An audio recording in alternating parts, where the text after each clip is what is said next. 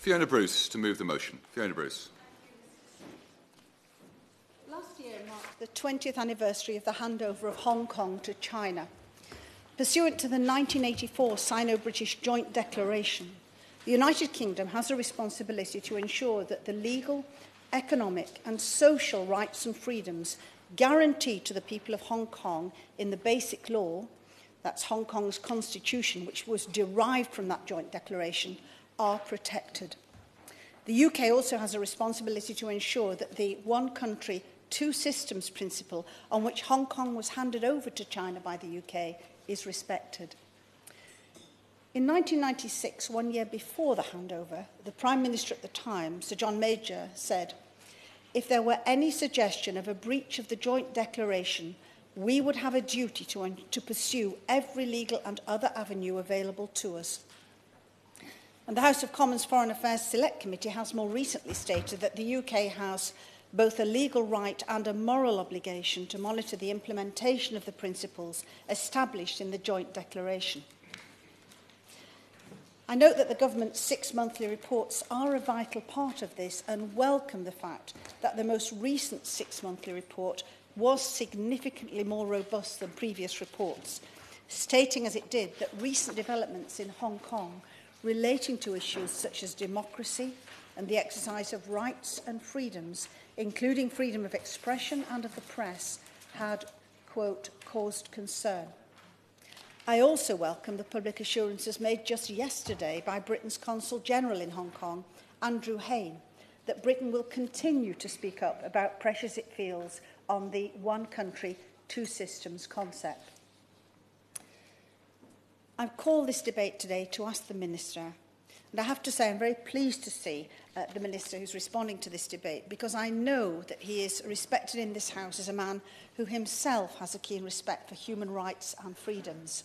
I've called this debate today to ask him what meaningful action, and that's to borrow a phrase from Lord Ashdown, the former leader of the Liberal Democrats, who has recently returned from a visit to Hong Kong, and I'll refer more to a report that he produced following that trip later, what meaningful action the UK government is taking to ensure that the principles of the Joint Declaration are protected and respected in light of increasing concerns that challenges over recent years to the rule of law, human rights and democracy in Hong Kong.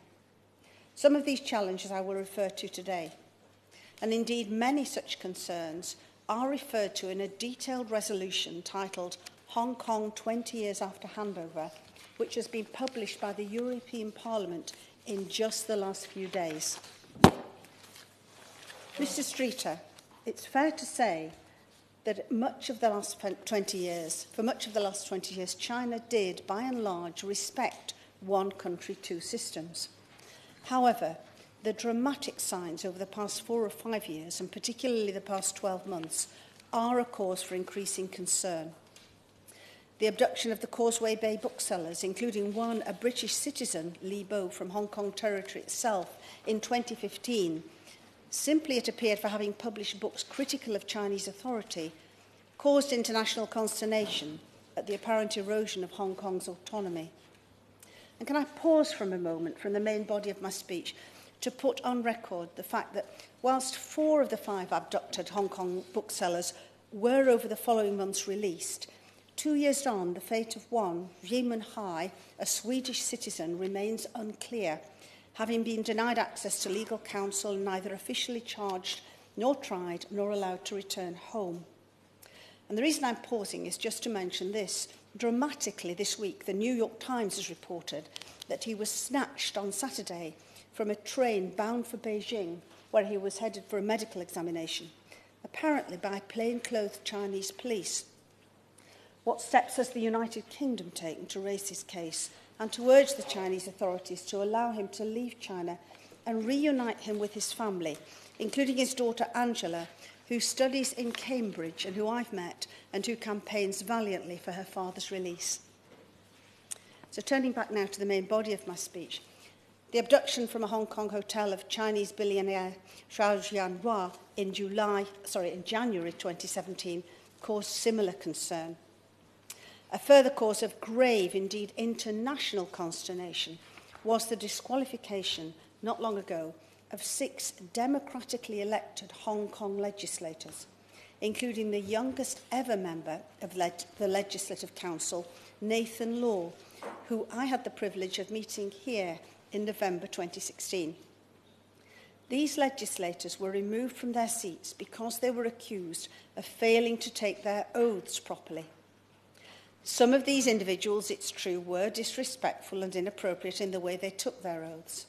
However, in the case of Nathan Law, he took his oath perfectly properly and merely added some words at the end from Mahatma Gandhi. To be disqualified for quoting Gandhi is extraordinary.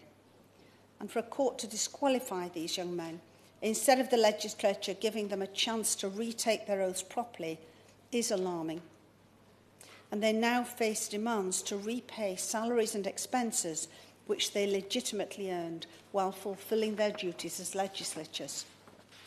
And last August, a further injustice occurred when Joshua Wong, Alex Chow and Nathan Law, then student leaders of the Peaceful Umbrella Movement in 2014, were sentenced to prison terms of 6, 7 and 8 months respectively. 24 hours after their sentencing, a letter signed by 25 international figures, including myself and the Honourable Member for Hornsey and Wood Green, who's here today, and many leading politicians, diplomats and academics, was published expressing concern at this as a miscarriage of justice, as a threat to Hong Kong's rule of law and basic human rights, and a blow to the one country, two systems principle. This was followed by a letter by 12 senior international lawyers, many of them QCs, who argued that the imprisonment of these young men was not only a threat to the rule of law, but also a breach of the principle of double jeopardy in Hong Kong and a violation of the International Covenant on Civil and Political Human Rights, which applies to Hong Kong. And they noted that, I quote, there are serious concerns over the independence of the judiciary. I'm pleased that a few weeks later, Joshua, Nathan and Alex were granted bail, released from prison and permitted to appeal. But whatever happens with their cases on appeal, the serious issues which the decision to jail them in the first place raised should not be ignored. I would like to think that the international consternation expressed at their treatment and undoubtedly noted by the Chinese authorities contributed to their release, which is why I share the view of the former and last Governor of Hong Kong, Lord Patton, when he says our government's ministers should speak out publicly, not only privately, and that those who believe that raising difficult issues with China, such as human rights, would affect trade are mistaken. Joshua, Nathan and Alex are far from alone. According to expert Kong Chung Jan, in a recent article in Hong Kong Free Press, and I quote, at the heart of the government's strategy to keep pro-democracy groups on the defensive and to intimidate ordinary people into not participating in the movement are the 39 legal cases, criminal and civil, it has brought against 26 pro-democracy leaders, as well as prosecutions of dozens of grassroots activists. I understand that at present over 50 democracy activists face court proceedings under public order offences and potentially prison, in cases which past precedents would indicate would perhaps normally have been punished with non-custodial penalties, community service or a fine. Some 16 peaceful demonstrators have been jailed for between 6 and 13 months already. As never before, writes Kong Chung Jan, the government is using the courts to criminalise and delegitimise the pro-democracy movement. And he argues that while some cases, such as those I've quoted, have received international attention, more focus should be given to the overall pattern, as he calls it. In a further example of the erosion of democratic procedures, in December last year, the Legislative Council introduced procedural changes regarding elected legislators' authority. The powers of the Legislative Council chairman to close down debates were increased. This will inevitably reduce the ability of pro-democracy groups who represent the majority of Hong Kong's people to properly scrutinise legislation and hold the executive to account. A new law imposed on Hong Kong by China now criminalises disrespect of the national anthem. Now, some Hong Kong football fans have booed China's national anthem during football matches. Now, one can argue whether it's appropriate or not to disrespect a national anthem, but is it right to criminalise such action with a penalty of up to 3 years in prison? And disturbingly, I understand these new laws can be applied retrospectively. Journalists now face physical threats. Hong Kong has fallen to 73rd place in Reporters Without Borders 2017 World Press Freedom Index, from 18th in 2002. Academic freedom is being curtailed too, with recent reports of controversial academic figures being removed from posts or seeing promotions blocked, of state-appointed figures governing universities, and of a growing push to limit freedom of speech there. Another illustration of the erosion of Hong Kong's autonomy, and one which directly affects the freedoms of the UK, was the decision to deny British human rights activist Benedict Rogers entry to Hong Kong in October last year. Can I take this opportunity to thank Foreign Office ministers for expressing concerns to the Chinese authorities about the denial to Mr. Rogers after I raised questions in the House about this at the time. But do the ministers have any update regarding this? And in late 2017, several Taiwanese scholars were also refused entry to Hong Kong. And 2017 ended with yet another example of the increasing erosion of Hong Kong's authority. A decision by the Chinese government to enforce mainland Chinese law at the new West Kowloon high-speed rail terminus in Hong Kong. Under the arrangement, Hong Kong will effectively surrender its jurisdiction across a quarter of the new express rail terminus, where immigration procedures will be performed by mainland law enforcement agents with powers of search and arrest. As I understand it, Chinese national law will apply at the rail terminus. Thousands demonstrated in Hong Kong against these plans on New Year's Eve. In the view of many experts, this effectively introduces one country, one system there. I understand the National People's Congress Standing Committee decided this co-location arrangement is constitutional, thereby usurping the function of the courts, which under the basic law of Hong Kong should have exclusive rights to adjudicate cases. The Hong Kong Bar Association has said it is, quote, appalled by this decision, and I quote, such an unprecedented move is the most retrograde step to date in the implementation of the basic law, and severely undermines public confidence in one country, two systems, and the rule of law in Hong Kong. Does my right honourable friend the Minister share the concerns of the Hong Kong Bar Association? In December, Mr. Speaker hosted the launch in Speaker's House of a new organisation set up in this country to monitor, report and advocate for Hong Kong's freedoms and autonomy, Hong Kong Watch. I had the privilege of attending the launch of this organisation, founded by Benedict Rogers and others, and commend its work to the House and encourage members on all sides to engage with Hong Kong Watch. It has a highly distinguished cross-party group of patrons, including Sir Malcolm Rifkin, Lord Ashbourne, Lord Alton of Liverpool, and Sir Geoffrey Nice QC.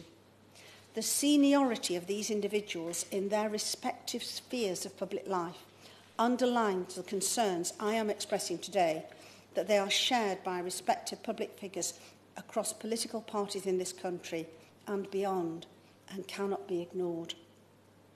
Indeed, as I mentioned, Lord Ashdown has recently visited Hong Kong as one of the patrons of Hong Kong Watch, and he published a report which he presented at a meeting in the House of Lords last week, which I attended. His report is entitled Hong Kong 20 Years On, Freedom, Human Rights and Autonomy Under Fire. I urge the Minister to read it, if he has not already done so, and to respond to the concerns and recommendations contained within it. Lord Ashdown states, amongst many other comments, and I quote, over the past 5 years, the freedoms guaranteed to the people of Hong Kong in its mini-constitution, the Basic Law, have been increasingly eroded. In Hong Kong, the rule of law is under pressure. Human rights are undermined, and the city appears no closer to democracy. Legislators, legal experts and activists that I spoke to expressed concerns about the direction of travel. The situation appears likely to worsen in the coming years unless the people of Hong Kong and international governments unify to protect the rights of those living there. And what concerned me particularly, colleagues, listening to Lord Ashdown present his report last week, was when he said of his recent visit that, compared with previous visits he'd made to Hong Kong over the years, he said, I quote, "Something has happened to cause the almost irrepressible spirit of Hong Kong." So we will adjourn for 15 minutes. If it's one division, 25 if it's two, come back and carry on. Thank you. 15 minutes. Yes. Fiona Bruce is about to conclude her remarks and the debate will continue. Fiona Bruce. Mr. Streeter, yes, I will shortly be drawing my remarks to a conclusion. I was about to quote Lord Ashdown following his recent visit when he said, "Something has happened to cause the almost irrepressible spirit of Hong Kong to be dampened down." It is profoundly concerning to hear claims from China that the Joint Declaration is viewed as a historical document of no relevance by some. Does the Minister agree with me that the Joint Declaration is still very relevant, now and right up to 2047, that it's a joint declaration by both Britain and China, in which both signatories have responsibilities and obligations, and that as an international treaty lodged at the UN, China's adherence to its obligations under this treaty ought to be taken as an indication of its reliability in adhering to all its international treaty obligations? Does the Minister also agree that, as Lord Ashdown has said, it is in the interests of Britain, China and Hong Kong to continue to uphold the rights enshrined at the handover? Does he agree that Britain has, as Lord Patten says, a right and moral obligation to continue to check on whether China is keeping its side of the bargain, both publicly as well as privately? And if so, what is the UK government doing today to fulfil that obligation? We must heed the plea from Aung San Suu, Hong Kong's former Chief Secretary, and Martin Lee, founder of Hong Kong's Democratic Party, who jointly told the Conservative Party Human Rights Commission, which I have the privilege to chair, that we need the UK to speak up forcibly in defence of the rights and freedoms that distinguish Hong Kong so sharply from the rest of China. If it does not lead, then the future of one country, two systems is at best troubled and at worst doomed. I hope that we will indeed step up to our responsibilities, speak up for Hong Kong and live up to the promise made by Sir John Major 22 years ago that Hong Kong should never have to walk alone. Five backbenchers are seeking to catch my eye. The wind-ups will begin at 20 to 6, and so it's about 5 minutes each. Catherine West. Thank you, Mr. Streeter, and it's a pleasure to serve under your chairmanship in this debate. And could I congratulate the member for Congleton on her excellent introduction and her commitment over the long term to the people of Hong Kong. And as a former Shadow Minister for Asia and patron of Hong Kong Watch and current Deputy Chair of the APPG on China, may I congratulate also others for joining in today's debate and for expressing our concern around human rights, democracy and individual freedoms. As we reflect on the past 20 years, Mr. Streeter, it's important to pay tribute to the significant steps forward taken by the Hong Kong government and since handover, from minimum wage legislation, anti-corruption drives, clean water initiatives and huge investments in public infrastructure projects. As we look forward to the next 20 years, we should pause to remember the last 20 and how important the principles of the Joint Declaration are for both the flourishing of Hong Kong's economy and society. The dynamism and entrepreneurial spirit of the Hong Kong people has allowed Hong Kong to flourish under the Joint Declaration, and there's no reason why that should not continue.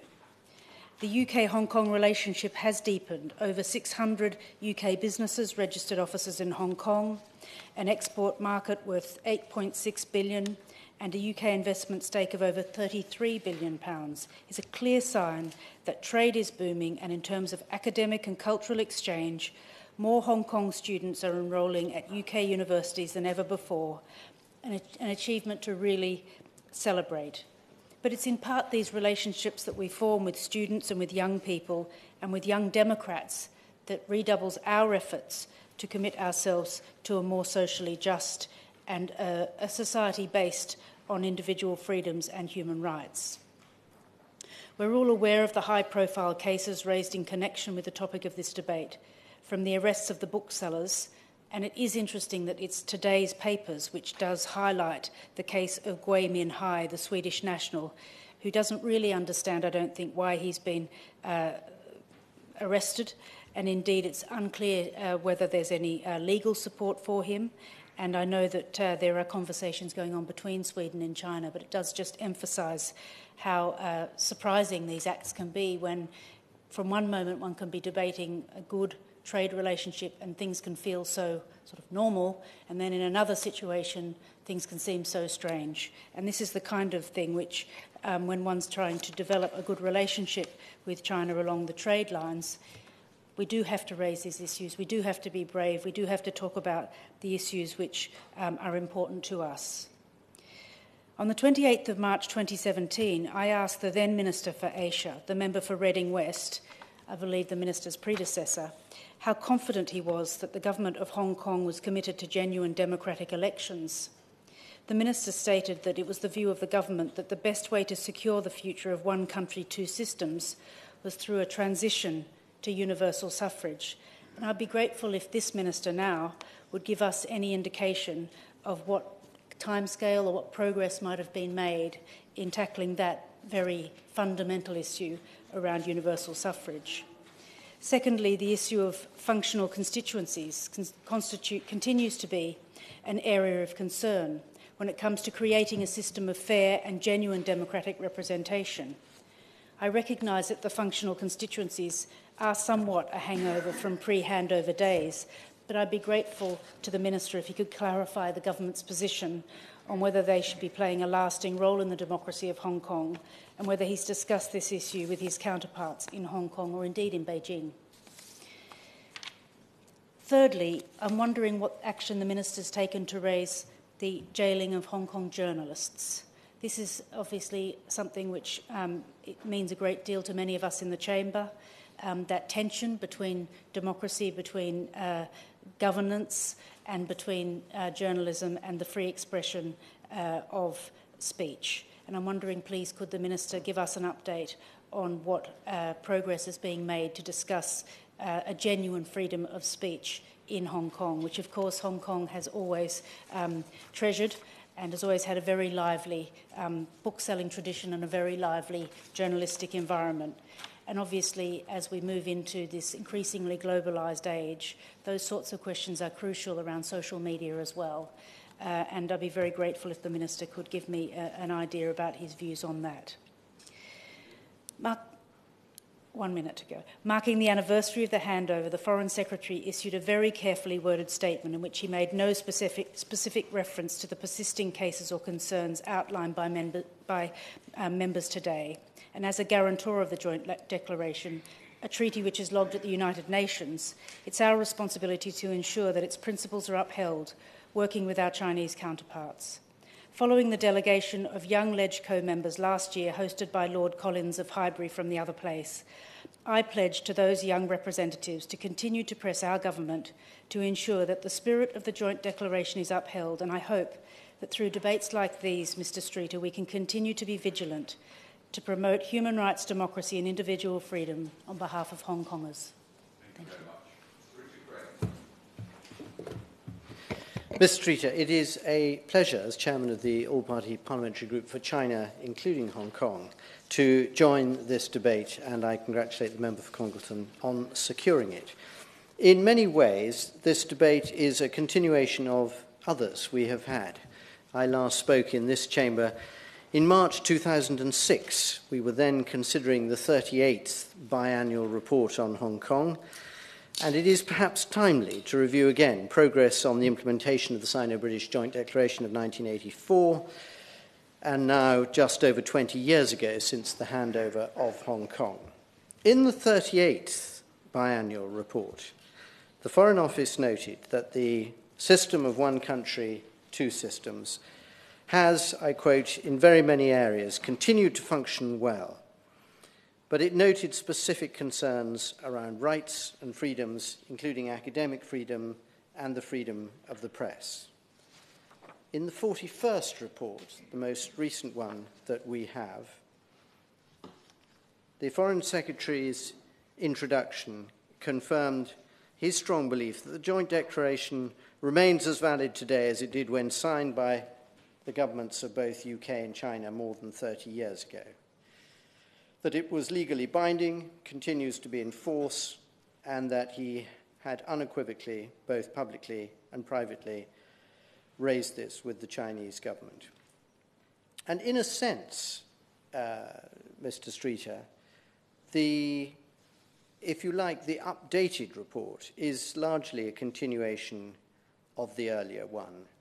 Anyone objectively looking at the progress of Hong Kong over the last 35 years or 20 years or even the last 5 years would have to note considerable elements of progress in the way that Hong Kong continues to surprise with its environmental campaigns, increased social welfare understanding, its ability to continue to do dynamic things in its trade with the rest of the world, brilliantly exemplified by the presentation given at their annual dinner by the Hong Kong Trade and Development Corporation here in London last autumn.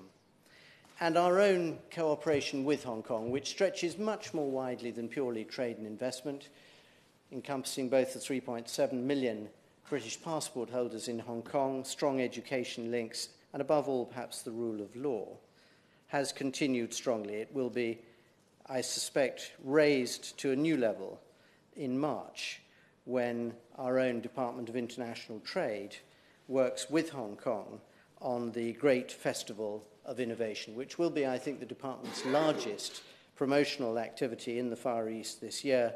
It will focus on technology in a whole number of different ways, and it will be a strong example of how Britain and Hong Kong are still immensely relevant to each other. Nonetheless, the issue, of course, about freedom and democracy of Hong Kong is incredibly important.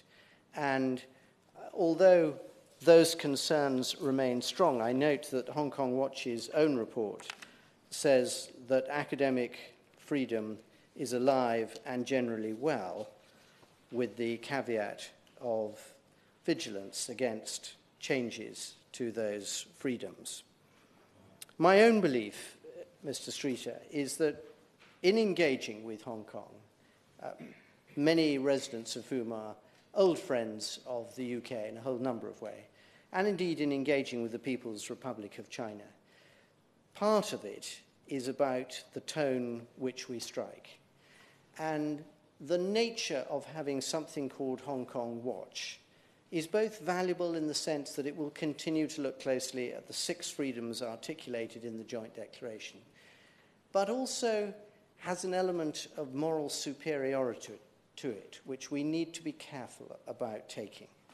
I noticed, for example, in one email from a Hong Konger resident in the UK to me a few days ago, that he accused China of breaking solemn commitments to respect Hong Kong's freedoms and, quote, British way of life, unquote, before then going on to talk about the Iranian-style fake election of the chief executive and, quote, governor-like powers to rule Hong Kong, unquote. Well, you can't have it both ways. The fact of the matter is that the British governor there was not elected in any way whatsoever, and he did have significant powers to rule Hong Kong, and that was part of the British way of life in Hong Kong at that time. Things have moved on, and therefore the key thing that I would like to leave the Minister perhaps to ruminate on today is the importance of a shared rule of law to all 3 parties, because when Hong Kong is operating at its best in a way that can raise huge amounts of capital and provide great services for the Chinese program of One Belt, One Road, that is where we, together with Hong Kong and China, can use the advantages of a strong rule of law to benefit everyone. Wilson.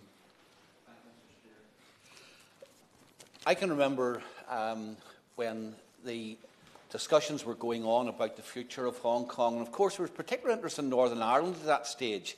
I was a member of the Chinese Chamber of Commerce in Northern Ireland. A lot of the members came from Hong Kong or had families in Hong Kong and who were very, very concerned about the future. And of course, in our own context at that stage, Chris Patten had been a member of the administration in Northern Ireland during the time when the Anglo-Irish Agreement was signed, and we were moving towards discussions about the future of Northern Ireland, which culminated in the Belfast Agreement.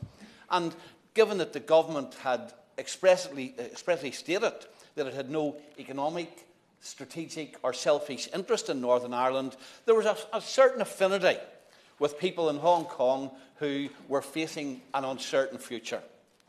Thankfully, Mr. Streeter, despite all of the fears that there were about Britain's exit or Brexit from Hong Kong, where people saw capital would flee from from Hong Kong, where industry would be decimated, people would want to leave, and the whole economic dynamics of the Hong Kong economy would be affected. That didn't happen. Maybe there's lessons for today from those kind of warnings as well. But nevertheless, at that stage, there were commitments made to the people of Hong Kong that although China would now have control, it would be one country but two systems. Nothing would change for 50 years. Freedoms that they'd experienced would be guaranteed.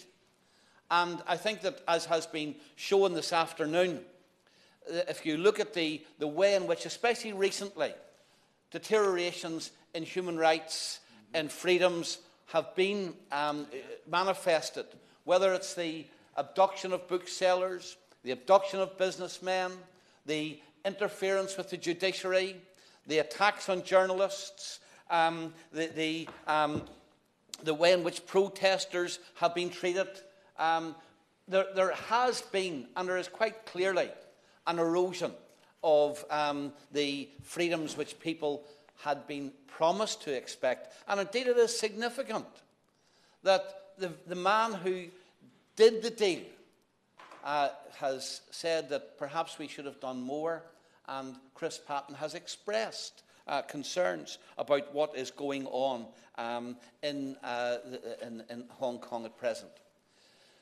I suppose the one thing I would be saying to the Minister today, and it is quite clear in all of the dealings which there have been with the Chinese, that the one thing they don't like is public criticism. And we have seen that, I mean, from the times when we were asked to ensure that protesters were kept off the streets of London during the state visit of the Chinese Premier at that time, to the way in which Chinese rankle against public criticism. I believe that it is important that where these deficiencies have been identified, that our government, not only privately, but publicly, speaks out against them. And I don't believe, because there are some people who say, yes, but we're looking towards China to be our big, one of our big export markets. There are trade implications of that. I don't believe that that will be the case.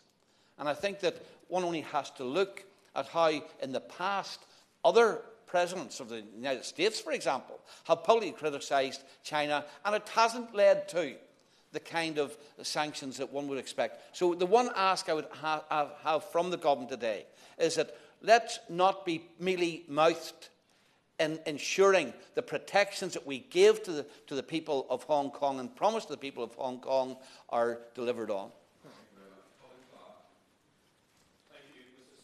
And it's an honour to appear under your chairmanship. Scotland has very strong links with Hong Kong, historically, commercially, politics, science and modern trade. There can be no doubt over the last 20 years that Hong Kong has thrived from its proximity to China, whilst enjoying access to financial markets right around the world. Now, Scottish universities, including Aberdeen and Edinburgh University, have very strong links to Hong Kong, and they share our concerns in this room today. Last year, of course, was a special year for the Special Administrative Region, and much was made in Hong Kong and China of the significance of the 20th anniversary of the handover from the British. At the time, Britain left in a clear agreement, as my honourable friend has just said, that Hong Kong's special status under the one country, two systems understanding would be protected, along with the commitment to the rule of law and Hong Kong's autonomy, as my honourable friend eloquently explained earlier. In recent years, however, we have seen worrying signs that the commitment is wavering. It does not benefit China and the ruling Communist Party to flex their muscles when it comes to Hong Kong. The economic importance of Hong Kong to China should very much temper their response. What all this shows is a worrying disregard for the Joint Declaration. The United Kingdom has a clear right to monitor and comment on the Declaration, given that it was one of the major preconditions in which the handover of Hong Kong took place. The commitment to the rule of law and to the autonomy were agreed for a period of at least 50 years, and it is worrying that only halfway through we should be deeply concerned that those principles appear to be at risk. Mr Streeter, I hope that the Government will recognise the concerns expressed in the hall today and speak out where it is necessary. China is a friend to the United Kingdom and a country with which we enjoy a prosperous and beneficial relationship. But friends must be able to be honest with one another and have the difficult conversations on issues that we disagree. Like the member for East Antrim, I recognise the economic success of Hong Kong and want to see it flourish. The last 20 years has defined the Hong Kong of today. If it is to continue to flourish for the next 20 years, its democracy, autonomy and rule of law must not only be protected but enhanced, and it is worthy of any great international city, which Hong Kong was certainly is. Thank you.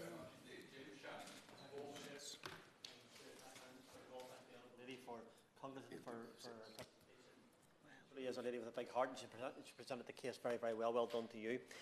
As I stood just last week during the Holocaust debate, I used the poem "First Day Came" and I did not speak out. Now, it's not just the same thing today, and I recognise that, Mr Streeter, but there is a similarity that we should be speaking out for. And as I look at the situation in Hong Kong, I see what the response has been to date, and I am uncomfortable, as other members in this House have clearly illustrated. I often say that I'm proud to be a member of the greatest seat of democracy in the world. It's an honour that I don't take lightly. And whilst I am standing here representing my constituents, I am mindful that with great power comes great responsibility.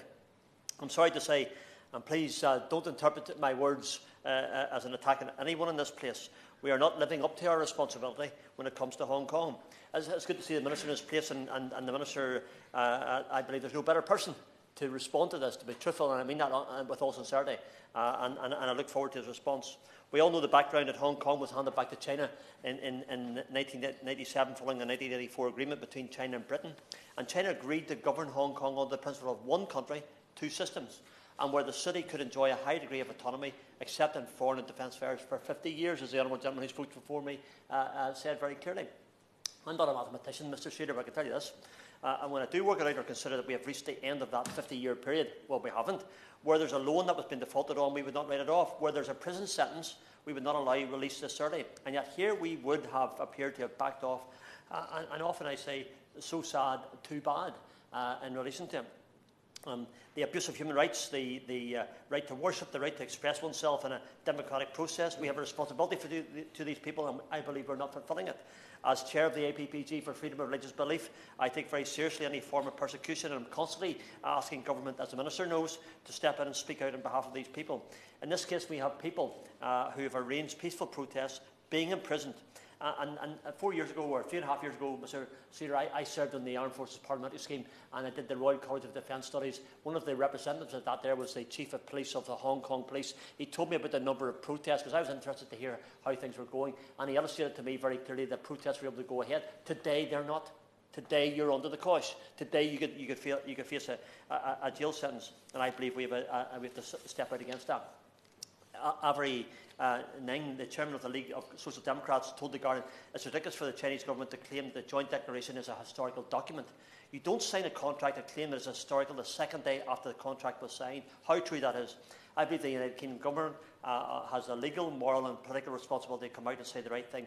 These are sentiments which I agree with, and whilst I don't believe that we have humiliated ourselves, and I don't say that for 1 second, I do believe that we have not draped ourselves in honour either. And with that in mind, Yes, we would appreciate a good relationship with China to enhance trade in a post-Brexit Britain, most especially, but the fact of the matter is that we cannot sell ourselves, sell our integrity, or sell our obligations off to achieve this.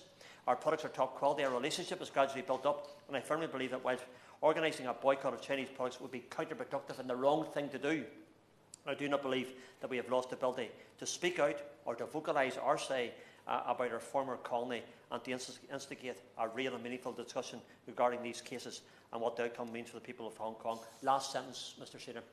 This is what I'm asking the FCO to do. More than a strongly worded email, let us discuss face-to-face and make the case for those who are not being allowed to speak out for themselves. I often say it, we speak for those who have no voice. Thank you. Thank you very much. Reminder to opposition front benches have 5 minutes each. The Minister has 10 minutes, and then that should allow a few moments for Fiona Bruce to respond at the end. Mr. Peter Grant.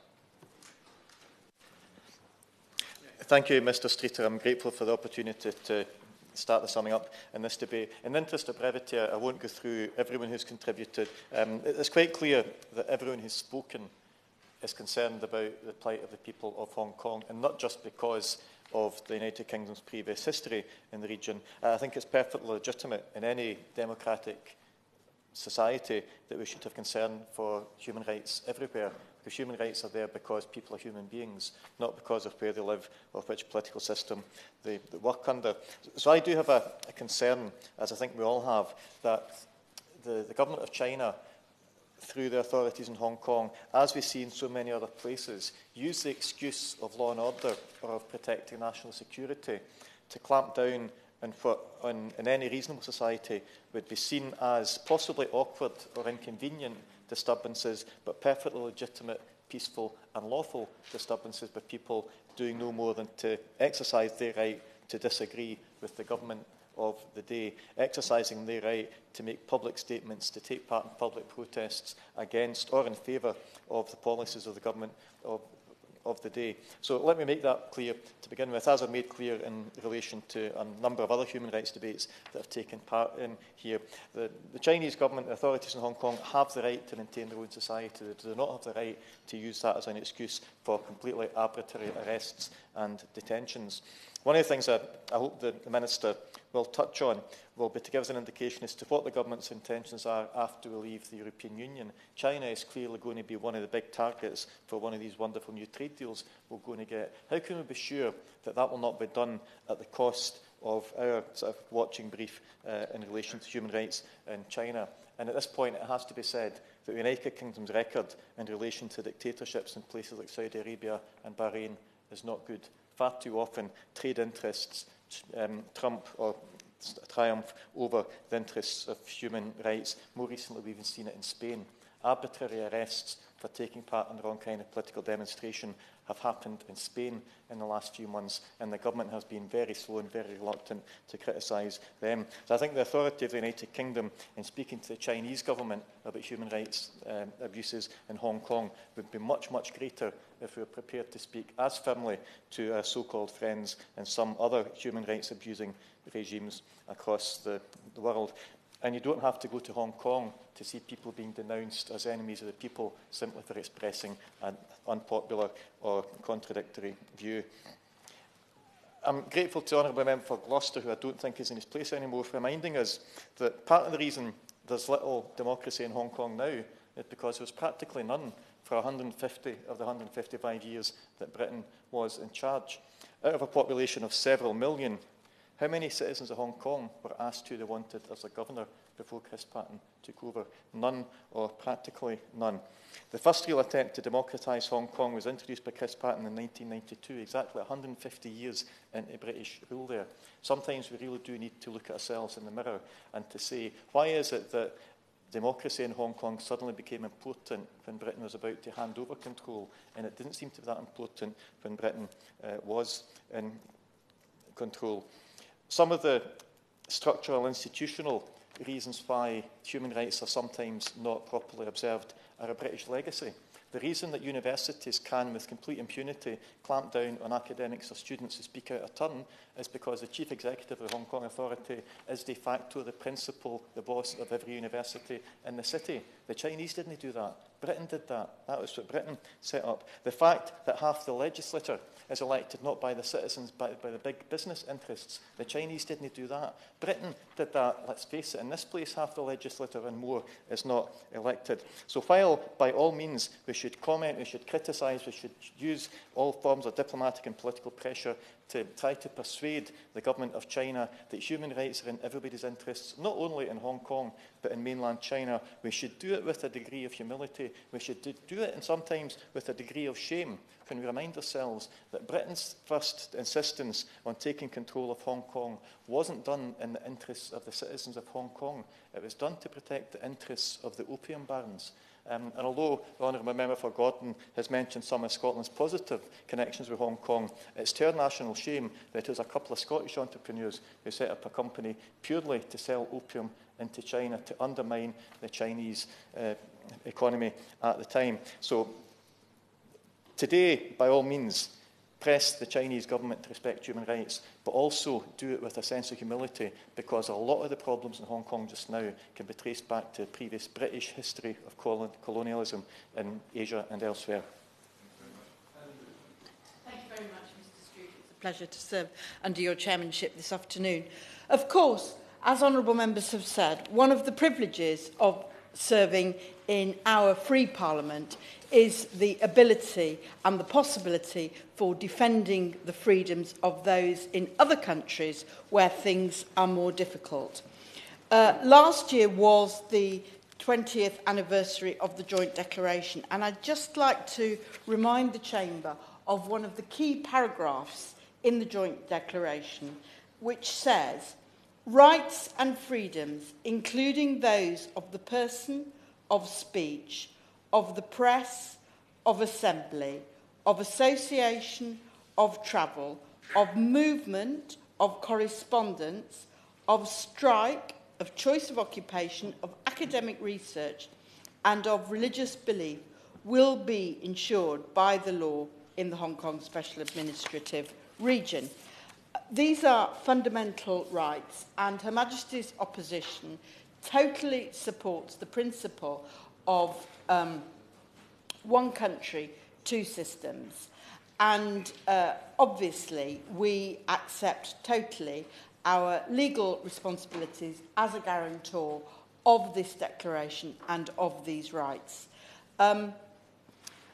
I want to pay special tribute to the Honourable Member for Congleton for the way she introduced this debate. Her speech was really excellent and set out the whole picture very clearly. And I have to say, the Honourable Lady is fearless in defending those whose human rights are abused, whenever, however inconvenient it is, and wherever we see it. I'd also like to congratulate my honourable friend, the member for Hornsey and Wood Green, for the considerable work that she has done on Hong Kong in recent years. So the situation is obviously getting more difficult. The government report itself acknowledges this. And the question I think we have to ask is, what is to be done in this situation? I think that there are a couple of things to remind China of in this situation. One is that while we agree that calls for independence are not ones which we support, clamping down on protests and on free speech and appearing not to wish to see civil society flourish can only increase those pressures. That will not reduce those protests. And as Lord Ashdown said, will the Chinese enhance their own soft power if they undermine Hong Kong's freedoms? I think that is a very powerful point. So I'm interested to know what the government are going to do, what the government are going to say to the Chinese. I think the Prime Minister is going to have a meeting with President Xi in the next few months, and I'd like to know if it's intended to raise these issues. The government has been objective and open in assessing the situation, but what further does the government think it can do? I'd also like the government to assure us that in the post-Brexit pressure for trade regimes, we are not going to abandon our commitments and responsibilities to human rights. Taking on board what the honourable member who spoke for the Scottish Nationalist Party said about humility, I would just like to ask, notwithstanding what happened when we were running Hong Kong, I would just like to ask what steps the government thinks it is possible to make to move to universal suffrage, and to ask whether what the government's view is on the legality of the immigration checkpoint on the new railway. I think the title of the debate was Hong Kong Democracy. I think most of the focus has been on individual human rights, and at this juncture, I think that's the right focus. Thank you very much. Minister to respond. Mr Markfield. Thank you, Mr Speaker. May I pay tribute to my honourable friend, the member for Congleton, for her work as the chairman of the Conservative Party's Human Rights Commission, and I very much value her deep interest in Hong Kong and a range of other matters. Forgive me if I reply to some specific issues in writing subsequent to this debate. I hope that all members will understand that. Particularly, actually, the Honourable Lady for Bishop Auckland. We are very concerned about the issue about the checkpoint, not least because it has been raised by the Law Society of Hong Kong. But I will come back in a little more detail and to the detailed points that were made by the Honourable Lady for Hornsey and Wood Green in writing subsequent to the debate. May I say to the Honourable Gentleman for Glen Rothes, I have rather more sympathy than I can probably publicly say for much of what he had to say, and it's a conversation we had with my officials earlier on. I'm glad he wasn't a fly on the wall on that particular matter. He will also appreciate that whilst he makes some very valid points, and they are valid points about the past, we also need to look to the future. It is also very much my responsibility now to make things work for the future, to make sure that the Joint Declaration is properly enforced, and that is something that I very much intend to do. So let me stress that the UK government is acutely aware of those historic responsibilities that we have to Hong Kong and indeed to future generations of Hong Kongers for that Joint Declaration to be put into place. We remain absolutely committed to monitoring and ensuring the faithful implementation of that document and indeed of the principle of one country, two systems. The Joint Declaration of '84 is a legally binding treaty registered at the United Nations. It clearly applies to both signatories, remains in force, and is of relevance to today's Hong Kongers and those of a future generation. We have been unequivocal about our position on this issue, both publicly, including very publicly in the 6 monthly reports to Parliament, and in private to the Chinese government. We judge that one country, two systems has generally functioned well. It provides Hong Kong with the essential foundations for success as a global financial centre and a prosperous world city. Those foundations are Hong Kong's capitalist economic system, its high degree of autonomy, the system of common law and independent judiciary, and the protection of rights and freedoms. And actually, may I say, just I will come back to one thing that was said by the Honourable Bishop Auckland. I take very seriously the 3 prongs of my responsibility as the Minister for Asia and the Pacific: prosperity, security, defence and intelligence, and human rights. And please be assured that there is no trade-off, and must be no trade-off, between human rights, whether in Hong Kong or indeed in any other part of the world, and any Brexit-related trade matters that go on. I know that there will be ongoing debates in the House, but please be assured that is the position of me as a Minister and indeed for the Foreign and Commonwealth Office.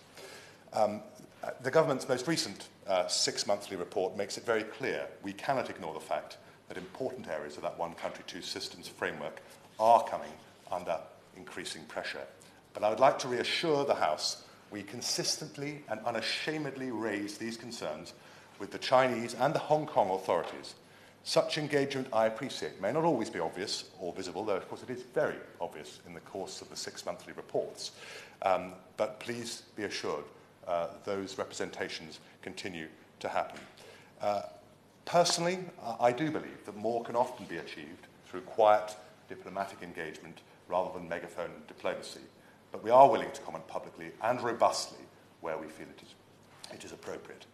For example, I raised our concerns about the pressure on one country, two systems during my most recent visit to Beijing and Hong Kong last August, and was encouraged to hear Chinese members and ministers confirm their support for the doctrine.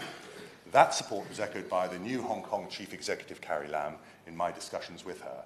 She pledged to implement the principle of one country, two systems to uphold the basic law and safeguard the rule of law. However, I also accept that confidence in that doctrine is being undermined by ever more frequent reports of mainland security officials operating in Hong Kong, and also continued concerns raised about the exercise of rights and freedoms guaranteed by the Joint Declaration. Many people will have followed the media coverage last year when the three high-profile pro-democracy activists, Joshua Wong, Nathan Law, and Alex Chow, were sentenced to imprisonment. We were further concerned when we heard that the British national Ben Rogers had been denied entry to Hong Kong in October. He is a champion of democracy and human rights, well known to members on all sides of this House. The Prime Minister spoke about his case in the House. We summoned the Chinese ambassador to the Foreign Office to discuss it, and the Secretary of State for Communities and Local Government raised the issue with the Hong Kong Secretary for Labour and Welfare during his own visit to Hong Kong in November. I wrote to the Hong Kong Chief Executive, Carrie Lam, setting out our position on this issue raised in all four of those cases to which I've referred. Her response was consistent with previous public comments made by Hong Kong authorities on the issue. If the people of Hong Kong and the watching world are to continue to have confidence in one country, two systems, it is vital that the high degree of autonomy and the rights and freedoms enshrined in the basic law and guaranteed in international law by the Joint Declaration are respected. As I said earlier, we will not shy away from this. I know that the Prime Minister mentioned this when she met President Xi at the G20 summit in July, and as the Honourable Lady for Bishop Auckland rightly points out, we will no doubt discuss this when the next visit takes place. Let me make it clear. Ongoing commitment to these doctrines is not somehow interference by the West in Chinese affairs. Maintaining confidence in one country, two systems and the rule of law, I believe, is crucial for Hong Kong and China's own interests, including that city's role as a financial hub for the Belt and Road Initiative. Our interest is also driven by our wish to see Hong Kong prosper well into the future. We firmly believe that Hong Kong's economic system, which is uniquely trusted to bring huge new opportunities into China from all corners of the globe, uniquely trusted, will only flourish if the peoples enjoy the freedom and safeguards that will ensure the promotion of their talents and enterprise. Turning to political reform, and as I say, I'll come into this in more detail, I welcome the Chief Executive's commitment to addressing that challenge in Hong Kong, which was a focus of her policy last October.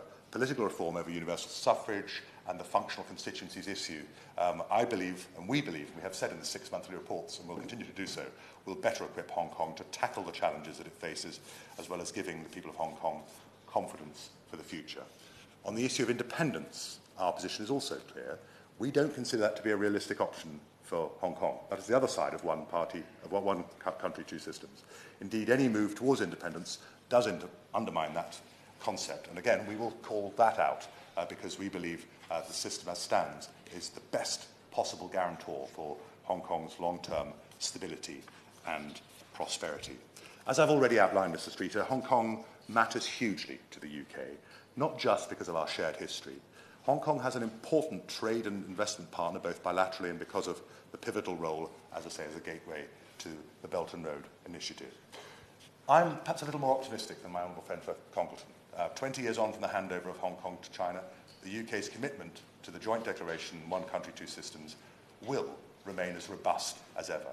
I am optimistic that that relationship between the UK and Hong Kong, a relationship that also will include China, will continue to deepen in the months and years to come. Where we identify disagreements, such as in the case of Ben Rogers, we shall continue to raise our concerns.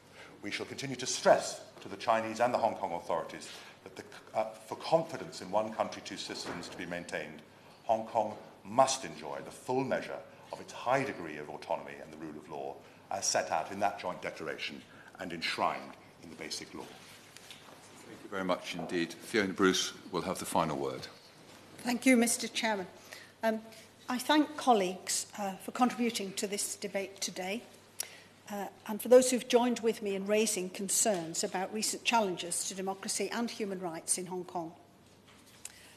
I also thank the Minister for his considered response and for the very clear assurances he has given today of the UK Government's ongoing commitment to ensuring that the principles, rights and freedoms enshrined in the Joint Declaration and Basic Law are adhered to.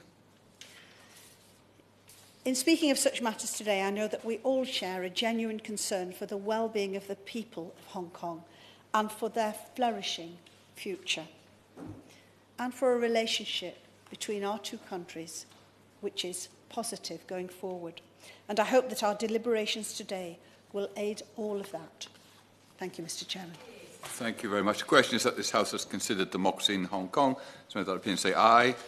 The contrary, no. I think the ayes have it. The ayes have it. Order. Order. The sitting stands adjourned.